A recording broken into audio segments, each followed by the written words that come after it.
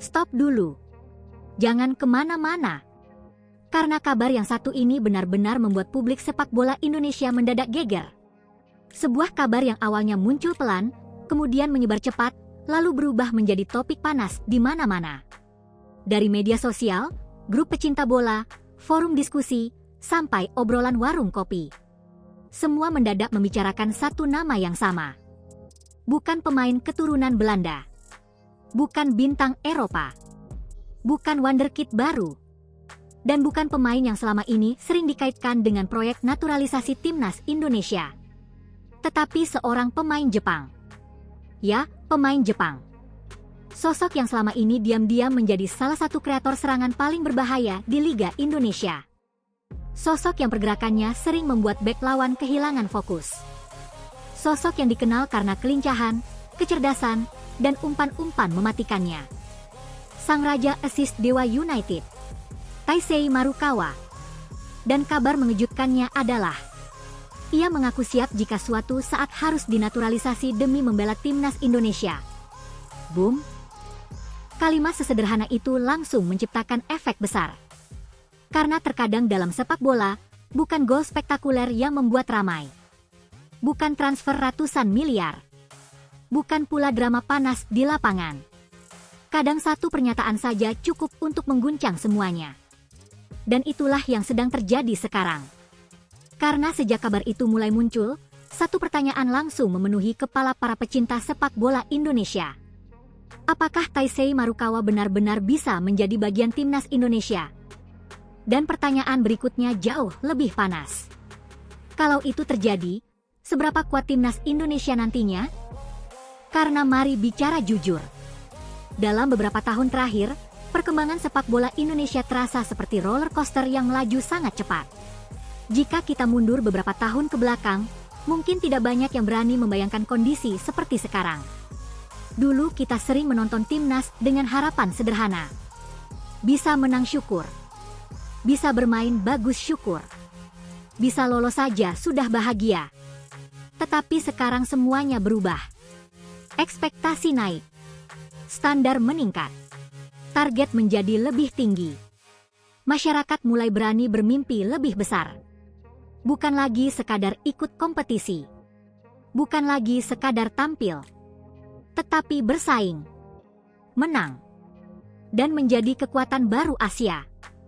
Perubahan itu datang perlahan. Tidak instan. Tidak terjadi dalam semalam. Namun satu demi satu kepingan mulai tersusun. Kompetisi mulai berkembang. Pemain muda mulai bermunculan. Kualitas meningkat. Infrastruktur perlahan dibenahi. Dan proyek naturalisasi mulai memberi dampak besar. Namun seperti biasa, setiap perubahan besar selalu menghadirkan perdebatan. Selalu ada dua kubu. Yang mendukung. Dan yang meragukan. Dan sekarang nama Taisei masuk ke dalam pusaran itu. Tetapi sebelum membahas lebih jauh soal naturalisasi, mari kita bicara tentang sosok yang satu ini.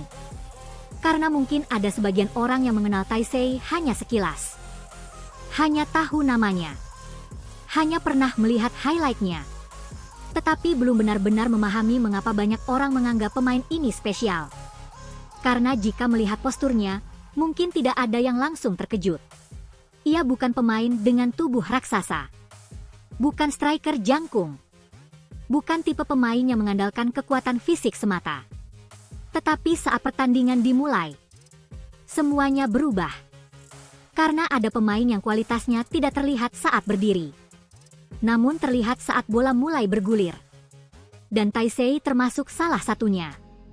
Begitu bola berada di kakinya, situasi langsung berubah. Ia bergerak cepat. Mengubah arah. Membaca ruang. Mencari celah. Dan yang paling berbahaya, ia sering melihat sesuatu yang tidak dilihat pemain lain. Disitulah kelebihannya. Karena sepak bola modern bukan sekadar siapa paling cepat. Bukan sekadar siapa paling kuat. Tetapi siapa yang berpikir lebih cepat. Siapa yang mengambil keputusan lebih cepat. Dan siapa yang bisa membaca permainan beberapa detik lebih awal. Taisei punya kemampuan itu. Dan kemampuan seperti itu sangat mahal. Sangat langka. Karena tidak semua pemain mampu melakukannya. Tidak semua pemain punya visi bermain tinggi. Tidak semua pemain bisa mengirim umpan yang tepat di momen yang tepat. Dan itulah alasan mengapa banyak orang mulai menjulukinya sebagai Raja Assist. Karena assist bukan angka biasa. Assist bukan sekadar statistik. Di balik satu assist ada banyak hal. Ada visi. Ada insting. Ada kecerdasan. Ada keberanian mengambil keputusan. Dan ketika seorang pemain konsisten melakukan itu, artinya kualitasnya memang nyata. Perjalanan Taisei di Indonesia sendiri bukan perjalanan singkat. Ia bukan pemain yang datang semusim lalu menghilang. Ia bukan pemain asing yang sekadar singgah. Ia sudah cukup lama berada di Indonesia. Sudah merasakan atmosfer sepak bola tanah air. Sudah merasakan kerasnya kompetisi. Sudah merasakan tekanan supporter. Sudah merasakan euforia stadion penuh.